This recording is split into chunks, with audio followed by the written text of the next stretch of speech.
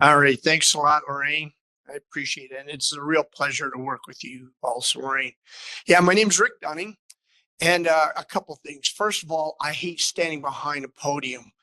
My family and friends tell me I could be the adult poster boy for adult Ritalin. And you know what? I think they're probably right about that. And the thing I want to say to all of you is thanks a lot. I've been a firefighter now for a day or two. If I were to tell you how long, I just embarrass myself. So it's been a day or two, and we'll just stay at that. But I've been doing this for a while. Um, it became apparent while I was sitting in the back of the classroom, back there, became apparent that all the things I was going to say in my slide, you guys already know. In fact, you're way ahead of me. So I'm not going to go through all my slides. In fact, I'm going to do what Lorraine asked me to do in the way back several months ago and just give you some, I guess, operational perspective, something to think about. So first of all, I want to say to all of you researchers, thank you. Thank you for what you do.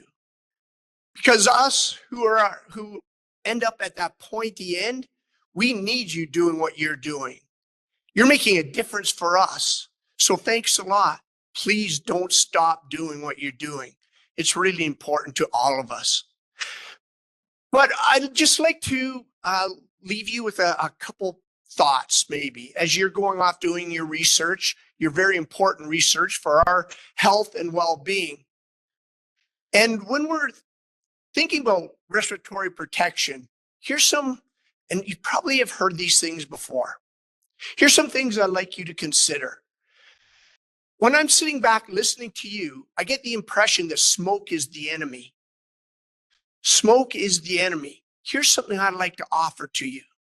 Smoke is part of the enemy, but it's not the immediate enemy. The immediate enemy for us isn't smoke, it's heat. Heat. Heat will take us down like that and take us down fast. I have watched my colleagues come walking up to me. They do the same thing. They start to wobble like this, and then down they go, and they become casualties. And now we've got to get them out of there. We have to start cooling them down because they're starting to shut down. Heat is our number one enemy for us. Whether we're talking about structural firefighting, or whether we're talking about wildland firefighting. And in particular with wildland firefighting, we find ourselves in places where we're outside. You know, we're not in a building, we're outside. But let's say we find ourselves in a swamp. And in that swamp, the vegetation is growing up all around. And we're walking along, we're fatigued, we're breathing hard, we're sweating, the deer flies, the horse flies are taking chunks out of us. And then we step into a hole and we're right up to our groin and we've got to fight our way back out. There's no air movement. You can feel your body starting to heat up. Your muscles start to cramp up. It's hard to walk. Heat is the enemy. So when you are thinking about like protecting our respiratory protection, please do that. But understand that a lot of wildland firefighters are apt to take that mask and throw it right over their shoulder. Why? Because smoke isn't the number one enemy, heat is. And they've got to control that heat. As soon as you take that mask off your face, it's like opening up a window and you just feel the fresh air come in. All right, heat. The other thing I'd like you to think about, breathing. Breathing. The next time you want to kind of get a feel for what it might feel like, when all of a sudden your breathing now starts to become labored, try walking up and down the stairs a whole bunch of times, but I want you to take your hand over your face and just start to make it so that you've got to breathe hard. You've got to work to breathe.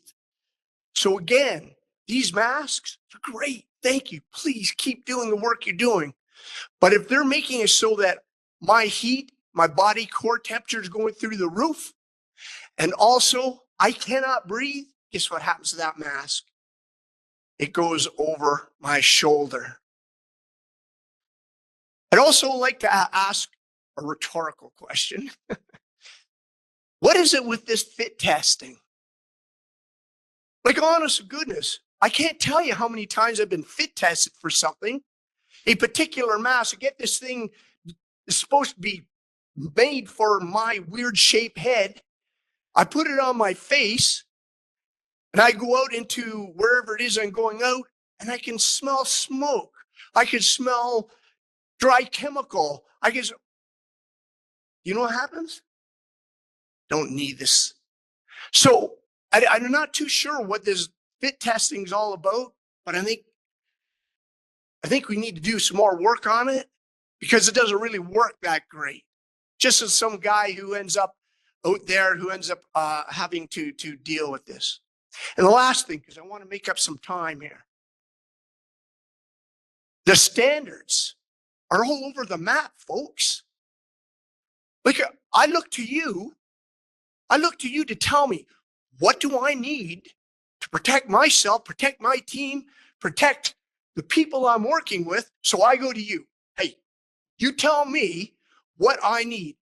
And if I go to that person, they'll tell me I need X. I go to that person, they'll tell me it's double Z. I don't know what to do. I literally don't know what to do. And then if I have a good conversation with you, it always comes out, yeah, we don't know what we're doing. All right. So just a few things from an operational perspective. All that being said, I'll end the way I started. Thank you for what you do. Thank you. Because of the work you do, maybe I have a shot at seeing my grandchildren grow up because of the work that you do.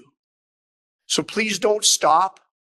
Despite the little bit of grumbling I just tossed your way, don't look at it as complaining. Maybe just look at it as somebody who's just trying to give another perspective that maybe you probably have heard, but maybe you hadn't heard. But as a team, we'll get all through this. Thank you very much, everybody. I appreciate it.